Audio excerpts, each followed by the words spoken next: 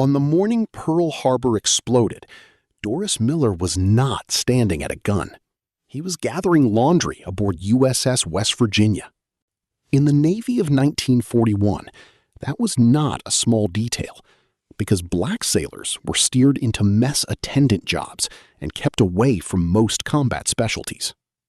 Miller was born in Waco, Texas in 1919 and enlisted in 1939, hoping for steady work, travel, and a way to send money home. By late 1941, he was a mess attendant second class on West Virginia, a big, athletic sailor known for boxing, work ethic, and a very ordinary job. Then, just before 8 on December 7th, Japanese aircraft came over Pearl Harbor, and West Virginia was hit by torpedoes and bombs.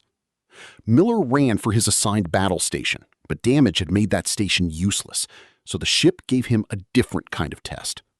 He reported himself available, which sounds tidy on paper, and much less tidy when the paper is surrounded by smoke, alarms, and flooding. First, he helped carry wounded sailors to safer places, using the strength the Navy had noticed, but not fully imagined. Then, an officer sent him to the bridge area, where Captain Mervyn Bennion had been mortally wounded while still trying to direct his ship. Miller helped move Bennion towards safety, though the captain resisted leaving the post where his crew could still see him underneath you. That would have been enough for most people. Find the wounded, lift what could be lifted, and survive the ship trying to go down underneath you. But the attack kept coming, and Miller was sent to help load ammunition at a portside anti-aircraft gun. The weapon was a .50 caliber machine gun, exactly the kind of equipment a segregated Navy had not trained a black mess attendant to operate. Miller stepped in anyway, listened, watched, took hold of the gun, and began firing at the planes overhead. For about 15 minutes, according to common accounts, he kept firing until the ammunition was gone or he was ordered away.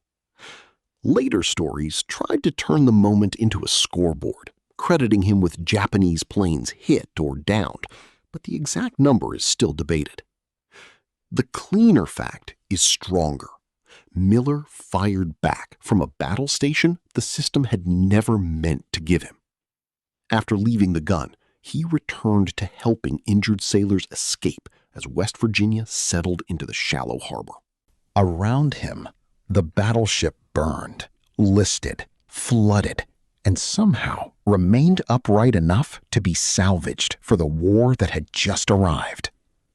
Miller made it ashore alive, but his first recognition came slowly, and in some early accounts, he was not even named.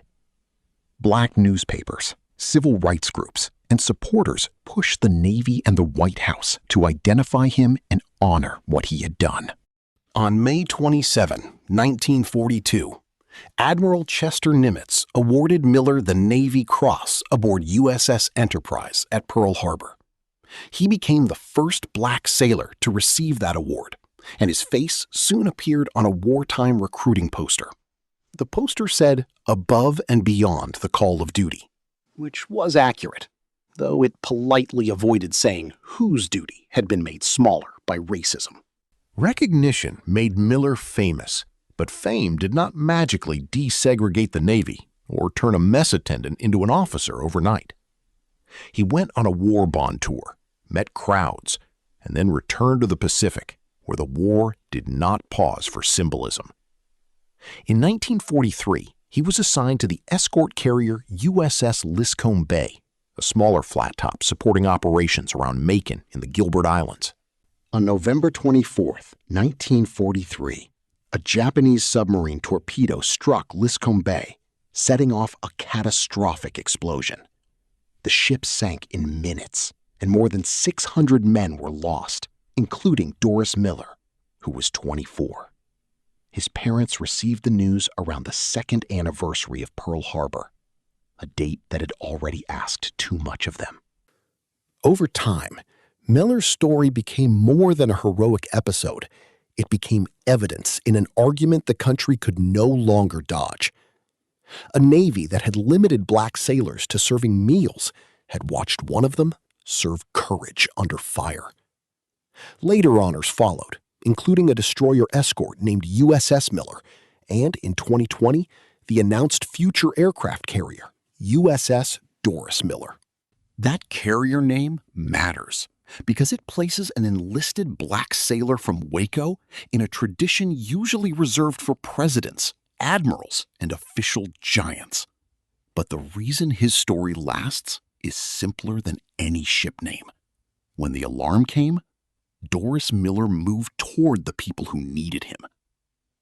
That is Doris Miller at Pearl Harbor. So oddly human that a cook, barred from the gun, became the man who fired back.